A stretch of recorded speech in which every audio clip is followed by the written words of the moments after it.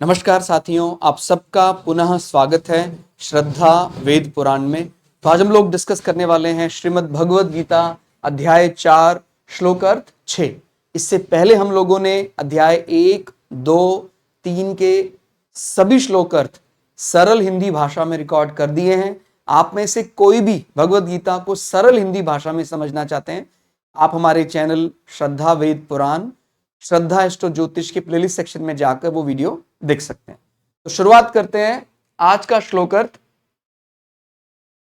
भगवान श्री कृष्ण अर्जुन को समझाते हुए कहते हैं, मैं अजन्मा और अविनाशी स्वरूप होते हुए भी तथा समस्त प्राणियों का ईश्वर होते हुए भी अपनी प्रकृति को अधीन करके अपनी योग माया से प्रकट होता हूं। वैसे तो ये एक सरल हिंदी का वाक्य लगता है, लेकिन जब इसको बार बार इसकी पुनरावृत्ति करेंगे, जब बार बार पढ़ेंगे, तो यहां असंख्य अर्थ हमें धीरे धीरे समझ में आने लग जाएंगे। क्या क्या गूढ़ रहस्य यहां छिपे हुए हैं। मैं अजन्मा यानी जो जन्म बंधन में जिसको बांधा नहीं जा सकता है। मैं अविनाशी स्वरूप यानी जिसका कभी विनाश नहीं हो सकता है। आप जानते हैं मानव शरीर आता है, पल पल बदलता है, हमारा तो बार बार विनाश हो जाता है। मैं जो मेरा बाल्यकाल में शरीर था उसका विनाश हो चुका है। मेरा कभी कभी मन करता है मैं उस शरीर को देखना चाहता हूं, तो केवल मैं चित्र में तो देख सकता हूं, लेकिन मैं अभी उस शरीर को महसूस नहीं कर सकता हूं। हमारी संतानें हैं, हमारे बच्चे हैं, वो 2 वर्ष का जो शरीर था वो 4 वर्ष का जो शरीर हो गया, अंतर है उनमें। तो पल पल हमारे शरीर का विनाश हो रहा है। ठीक हो गया। ध्यान रखना है, भगवान को जो शरीर प्राप्त होता है प्रकृति में आने के बाद भी वो दिव्य शरीर होता है। और भगवान के शरीर में भगवान चाहें तो जरा भी परिवर्तन नहीं हो सकता है, और परिवर्तन होता भी है तो भगवान प्रकृति को अपने अधीन कर वो परिवर्तन स्वयं करवाते हैं, उनकी इच्छा से होता है। ठीक हो गया। तो इसमें मैं अजन्मा यानी मेरा कभी जन्म नहीं होता। तो यहां पर कहीं ना कहीं वो बात हमारे लिए कि देखिए हम कैसे एक सामान्य जो जीव है जिसने परमात्मा से अपने आप को अलग समझा हुआ है, वो भी इसी श्रेणी का जीव बन सकता है, क्योंकि परमात्मा का अभिन्न अंग ही तो आत्मा है। लेकिन वो क्योंकि संसार में लिप्त है तो वो बार बार जन्म लेता है, बार बार मरता है, बार बार वही उसके सामने चैलेंजेस आते हैं, बार बार उसका विनाश होता है। ठीक हो गया। तो यहां ये बात समझ में आ रही कि देखो, जब तक तू मुझे नहीं जानेगा तो तू अपने आप को यही मानेगा कि मेरा बार बार जन्म होता है, बार बार मेरा विनाश हो जाता है। लेकिन मैं यदि मुझे तू पाले तो तू मुझ जैसा ही बन जाएगा। यानी जब हम भगवान के पार्षदों की बात करते हैं लोक वैकुंठ लोक में, तो वो अलग रूप नहीं है, उनके पार्षदों का स्वरूप भी भगवान के समान ही है। भगवान के लोक में रहने वाला भगवान के समान ही बन जाता है। वो भी फिर अविनाशी अजन्मा के समान हो जाता है। ठीक हो गया। होते हुए भी तथा समस्त प्राणियों का ईश्वर होते हुए भी। तो हमें यह बात याद दिलाई जा रही है, जब हम इस संसार के ट्रैप को, इस माया जाल को अच्छे से समझ जाएंगे तो हम भी क्या हो सकते हैं, हम भी फिर अनंत हो जाएंगे।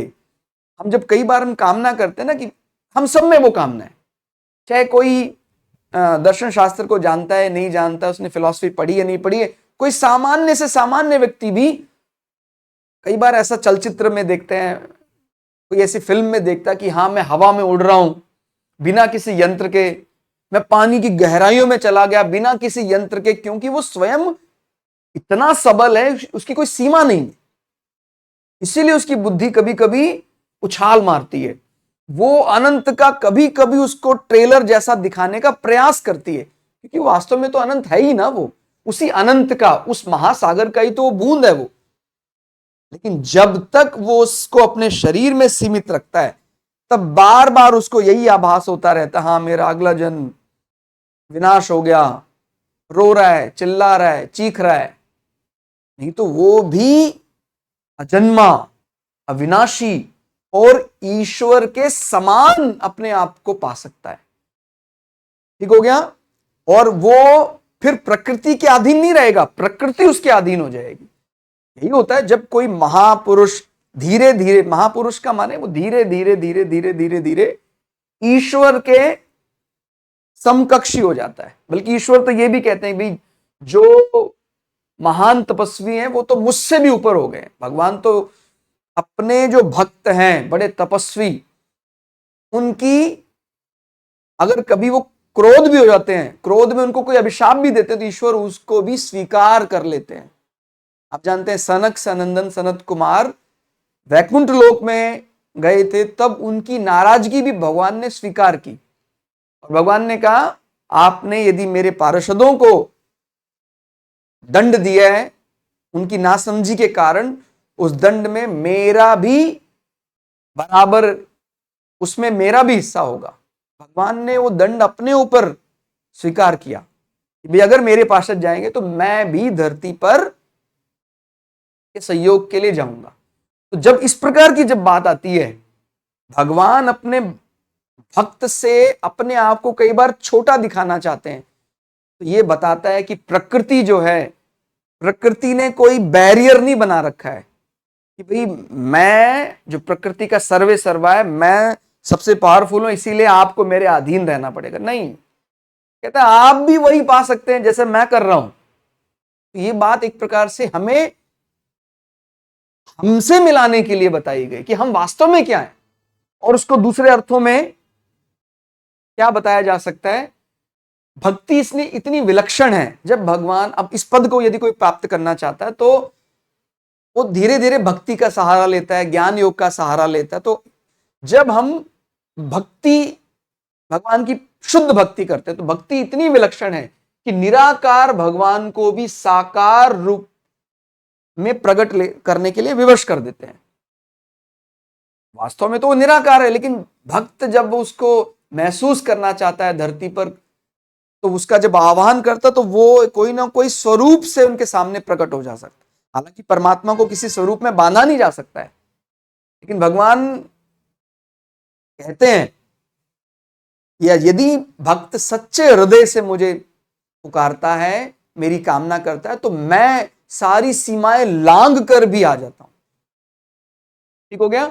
भगवान का भक्त जब व्याकुल होकर विचार करता है, यदि हम माने अगर हम इस कोड को समझना चाहते हैं या हम स्वयं भी अनंत अजन्मा इस पद को प्राप्त करना चाहते हैं, तो हम भक्ति योग में क्या करते हैं, भगवान का भक्त जब व्याकुल होता है भगवान के लिए, कैसा भगवान दिखता होगा, कैसा भगवान रहता होगा, वास्तव में क्या है, तो भगवान उसको समझाने के लिए कोई ना कोई लौकिक रूप लेकर उसके सामने प्रकट हो ही जाता है।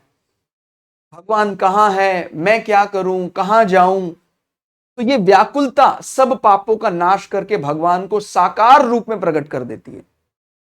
तो जब भगवान धरती पर आते हैं तो उसमें लाखों भक्तों का कहीं ना कहीं ये, जैसे भगवान श्री कृष्ण के रूप में जब वृंदावन में परमात्मा प्रकट हुआ, तो वहां पर जो वृंदावन के जितने भी नर नारियां थे, सब एक प्रकार से उनके भक्त ही हैं, जो ना जाने कितने जन्मों की तपस्या के बाद उनको ये सौभाग्य प्राप्त हुआ कि भगवान का जो लौकिक स्वरूप है उसके वो निरंतर दर्शन कर सके, उनको लगातार भी देखते रहे। जब हम पुराणों में पढ़ते हैं भगवान श्री कृष्ण के मोहिनी सूरत को लग कि वो वही तो हम है ना, तो हम किसको सबसे ज्यादा चाहते हैं, हम अपने आप को तो सबसे ज्यादा चाहते हैं, यानी हम भी तो उसी परमात्मा का अंश है। तो जब परमात्मा का वो मोहिनी सूरत हमारे सामने आता है तो हम अपने आप को रोक नहीं पाते हैं। उसमें कोई माने इसमें कोई लिंग का कोई बाध्यता नहीं रहती है। फिर हम तो अपना लिंग भी भूल जाते हैं कि अगर ये सीमाएं हैं तो ये केवल लौकिक शरीर के लिए, ये पुरुष है, ये महिला है, अलग अलग जो ये सीमाएं बांटी गई है, तो एक लौकिक संसार की दृष्टि से ईश्वर को किसी लिंग में, किसी विभेद जाति में माना नहीं जा सकता है। तो जब ईश्वर हमारे सामने प्रकट होता है तो फिर वहां पर अगर किसी की बुद्धि कुंठित है, किसी की बुद्धि कम है, तो वो फिर लौकिक संसार लगाता रहेगा, उसको संसार की दृष्टि से देखेगा। लेकिन जब वो समझ चुका है कि ईश्वर वास्तव में किसी लिंग में बांधा ही नहीं जा सकता है, अब ईश्वर का क्या लिंग है, परमात्मा है, उसको हम कोई जेंडर थोड़ी दे सकते हैं, वो तो हमारे प्रेम वश लौकिक रूप में प्रकट, नहीं तो वो तो निराकार है, उसका कोई आकार नहीं। ये अर्थ जिसको समझ में आ जाता है उसको फिर ये बात भी समझ में आ जाती है कि भाई राधा रानी वो भगवान की भक्ति है, और भगवान को हम किसी जेंडर में बांधकर यदि देखेंगे तो फिर ये हमारी संकुचित बुद्धि होगी। वो आपकी प्रसन्नता के लिए आपने उनको बुलाया, परमात्मा आप, तो जो लौकिक संसार के जो कोड ऑफ कंडक्ट हैं उसके हिसाब से निराकार ब्रह्म साकार रूप में आया। लेकिन आप यदि उनको किसी केवल सांसारिक बुद्धि से ही देखेंगे तो फिर बुद्धि समझ नहीं पाएगी, क्योंकि बुद्धि का विषय ही नहीं है परमात्मा। परमात्मा बुद्धि, मन, इन सब से जाना नहीं जा सकता है। वो तो आत्म साक्षात्कार करके हम परमात्मा को जान सकते हैं, जो उसी परमात्मा का अंश है। ठीक है। और ज्ञान मार्ग वाले भी भगवान, जब हमारी उत्कंठा होती है भगवान के लिए, तो इससे मिलना है मुझे, तो वो निराकार भी साकार रूप में बदल जाता है। ऐसे ही जो ज्ञान मार्ग वाले हैं, भगवान की शक्ति पहले उत्कट जिज्ञासा के रूप में आती है, उनके मन में जिज्ञासा बहुत आती है। भाई जो भक्त हैं भगवान के भक्ति मार्ग में, तो वो हर वस्तु में ब्रह्म परमात्मा उनका सेवा करेंगे, श्रृंगार करेंगे। और जो ज्ञान मार्ग वाले, वो हर चीज उनको वास्तविकता चाहिए, जानना है उनको। भगवान उनके हृदय में उत्कंठा ऐसी पैदा कर देगा, हर चीज को जानना है, हर चीज को जानना चाहते हैं। मार्ग अलग अलग हो सकता है, लेकिन पहुंचना वो परमात्मा के पास ही है। तो ज्ञान मार्ग में भगवान की शक्ति पहले उत्कट जिज्ञासा के रूप में आती है, जिससे तत्व को जाने बिना साधक से रहा ही नहीं जाता। उसको लगता है कि नहीं, क्या एलिमेंट्री नॉलेज है, मैं समझना चाहता हूं।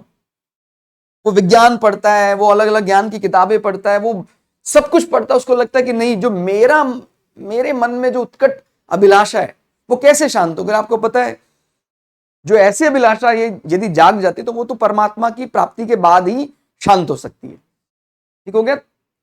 और फिर ब्रह्म विद्या रूप से जीव के अज्ञान का नाश करके उसके वास्तविक स्वरूप को प्रकाशित कर देता है। तो फिर जब वो इसी प्रकार अलग अलग तरह से भगवान को जानने की इच्छा करता रहता है, तो उसको अनायास ही ब्रह्म विद्या यानी ईश्वरीय ज्ञान प्राप्त हो जाता है, और उसका अज्ञान का नाश करके उसे वास्तविक स्वरूप को प्रकाशित कर देता है।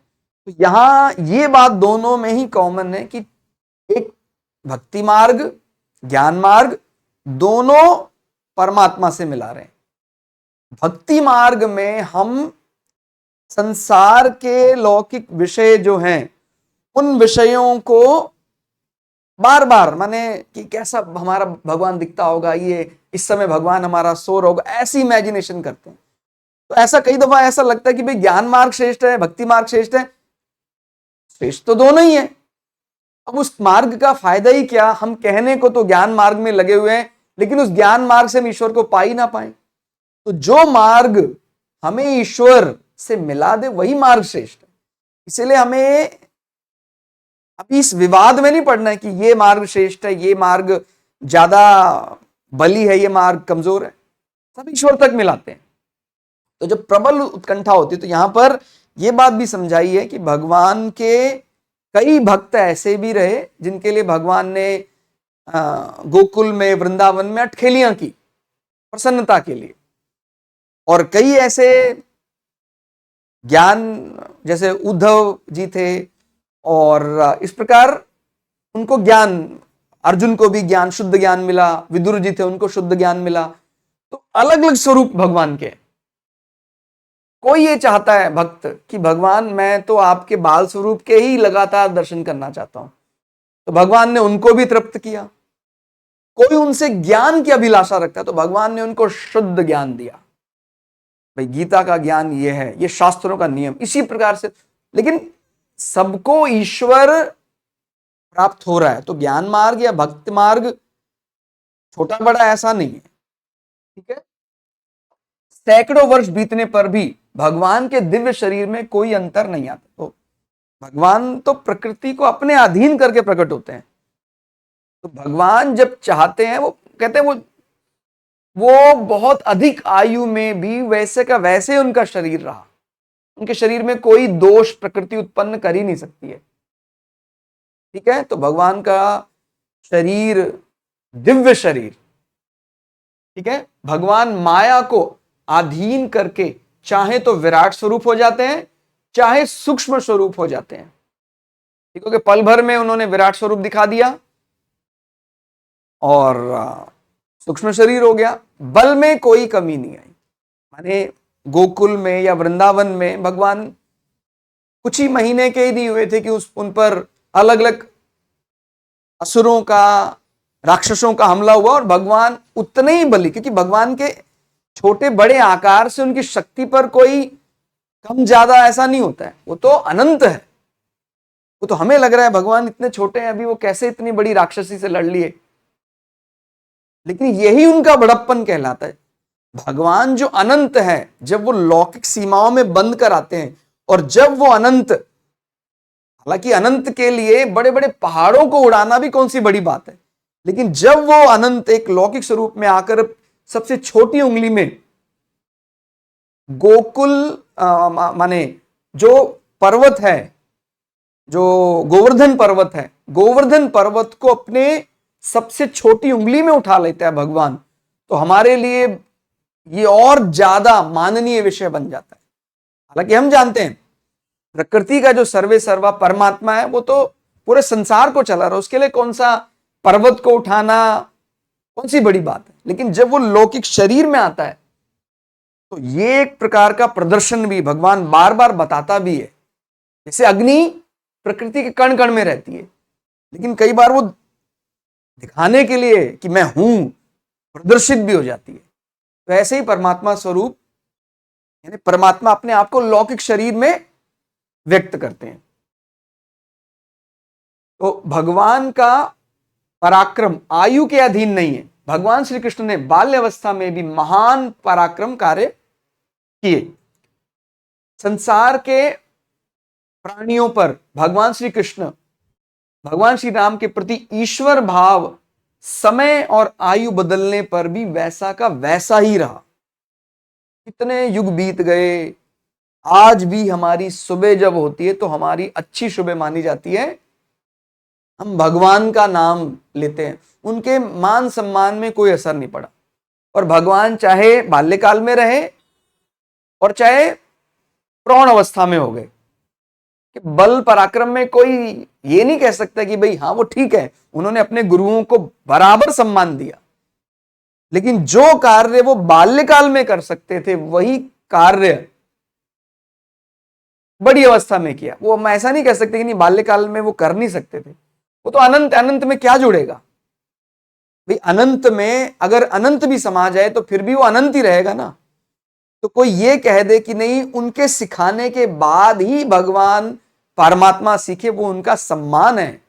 भगवान, क्योंकि मैंने बताया ना भक्त का जो सम्मान भगवान अपने से ज्यादा करते हैं, यही भगवान का बड़प्पन, इसीलिए वो भगवान परमात्मा कहलाता है।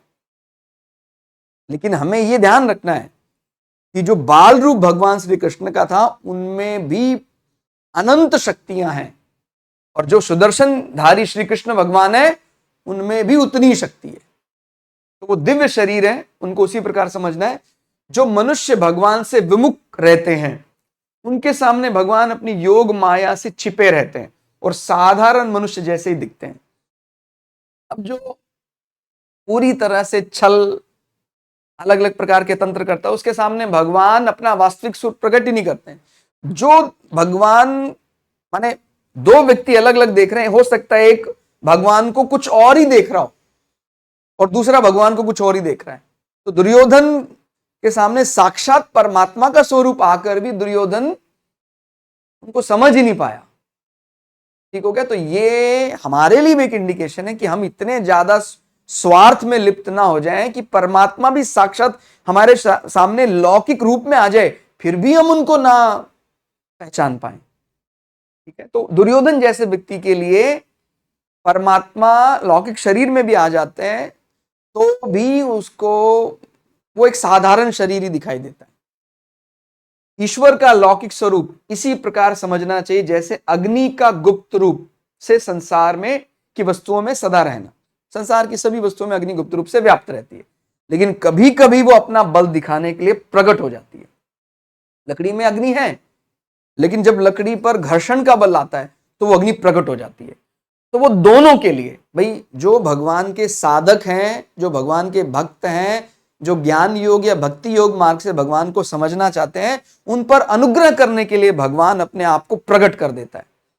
और जो आताताई है, जो समाज का अहित करते हैं, उन व्यक्तियों का नाश करने के लिए भी भगवान कभी कभी लौकिक रूप में प्रकट होकर उनका संहार करते हैं। हालांकि प्रकृति अपना संतुलन बनाए रखती है, प्रकृति अपने आप ही लेकिन कई बार पापी व्यक्ति को ऐसा लगने लग जाता है कि अरे मुझे कौन मारने वाला है। प्रकृति संतुलन बनाए रखती है, लेकिन प्रकृति यानी परमात्मा किसी से भय थोड़ी है उसको। परमात्मा कभी कभी ये जताने के लिए कि मैं संतुलन बनाए रखता हूं, लौकिक रूप में प्रकट होता है और बड़ी बड़ी सेनाओं पर भी अकेला परमात्मा का वो लौकिक स्वरूप भारी पड़ जाता है। ठीक हो गया। तो भगवान के रूप को शब्दों में उनकी विवेचना करना तो असंभव है, लेकिन फिर भी बार बार अभ्यास से हम ये समझ सकते हैं कि वो ये श्लोक अर्थ कहना क्या चाह रहे हैं। वो अजन्मा है और वही संज्ञा एक साधारण जीव को प्राप्त हो सकती है, क्योंकि वो उसी का अंग ही तो है, वो उसी महासागर का बूंद ही तो है। वो भी अजन्मा बन सकता है, वो भी प्रकृति को अपने अधीन कर सकता है, लेकिन कब? जब वो कर्म योग सिद्धांत का दृढ़ता से पालन करेगा, जब उसके मन में ये भाव भी खत्म हो जाएगा कि नहीं, मैंने प्रकृति को अपने अधीन कर लिया है, ये भाव भी समाप्त हो जाएगा, तो प्रकृति अपने आप ही उसके अधीन हो जाएगी। तो परमात्मा के गुणों का बार बार बखान करके हम भी परमात्मा स्वरूपी हो जाते हैं। जैसे कोई भृंगी कीट है, वो लगातार अपना गाना एक जीव को सुनाता रहता और वो जीव बार बार उसको सुनते सुनते सुनते सुनते सुनते उस जीव जैसा ही हो जाता है जिसका वो ध्वनि सुन रहा है। ऐसे ही हम बार बार परमात्मा की कथाएं, कहानियां, उनका वर्णन करते करते एक दिन स्वयं भी उसके जैसे ही हो जाएंगे। इसी मंगल कामना के साथ कि हम भी एक दिन परमात्मा स्वरूप को समझ सकें, उसको पा सकें। आप सबको बहुत शुभकामनाएं। मिलते हैं अगली वीडियो में, तब तक के लिए जय श्री भगु पराशरा, जय श्री शुक्राचार्य, नमस्कार।